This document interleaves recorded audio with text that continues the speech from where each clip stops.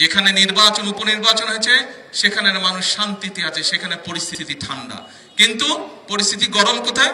বায়তুল মোকাররমে।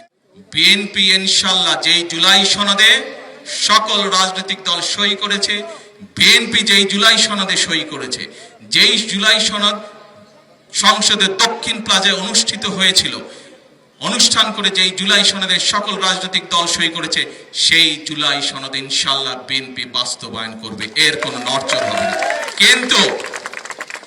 কিন্তু যারা বিএনপির খাল খনন, বিএনপির ফ্যামিলি কার্ড, বিএনপির কৃষক কার্ড, পেশাদার খেলোয়াড় তৈরি সহ এই সকল জনগণের জনকর্মসূচি সেইগুলোকে বাধাগ্রস্ত করবে, বিএনপি জনগণকে সাথে নিয়ে তাদেরকে প্রতিহত করবে। কাজে আসুন, আজকে আমাদেরকে সজাগ থাকতে হবে, আজকে আমাদেরকে সতর্ক থাকতে হবে। কারা স্বৈরাচারের ভূত কাদের উপরে আবার ধীরে ধীরে আসর করছে, কারা আবার দেশে অরাজকতা তৈরি করতে চাচ্ছে। 2 দিন আগে আপনারা দেখেছেন, আমরা সমগ্র দেশের মানুষ দেখলো বাংলাদেশের 2টি জায়গায়, এক শেরপুর, 2 বগুড়ার একটি আসনে উপনির্বাচন হয়েছে। হ্যাঁ, হয়তোবা অবাঞ্ছিতভাবে 2-1টি ছোটখাটো ঘটনা ঘটেছে। আমি 2 দিন আগে নির্বাচন হবার পরে বাংলাদেশের সকল পত্রিকাগুলো ঘাটাঘাটি করলাম।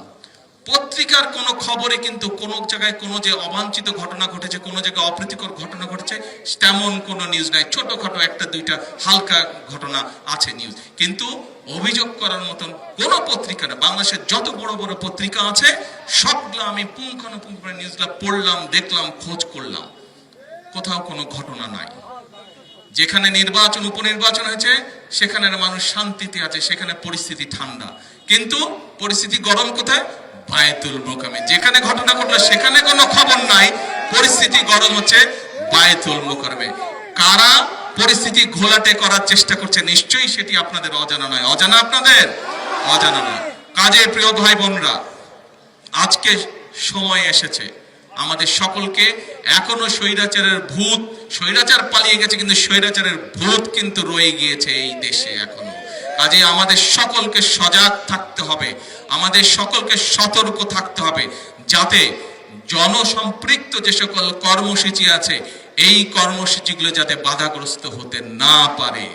আমরা দেখেছি অতীতে কিভাবে দেশের মানুষের ভাগ্যের পরিবর্তনের রাজনীতিকে বাধাগ্রস্ত করা হয়েছে। আমরা দেখেছি অতীতে কিভাবে গণতন্ত্রকে বাধাগ্রস্ত করেছে। গণতন্ত্রের কথা বলে, জনগণের কথা বলে, জনগণের স্বার্থের বিরুদ্ধে কাজ কারা করেছিল, কি কি কাজ করেছে, এগুলো আমাদের জানা আছে। কাজেই আমাদেরকে সতর্ক থাকতে হবে।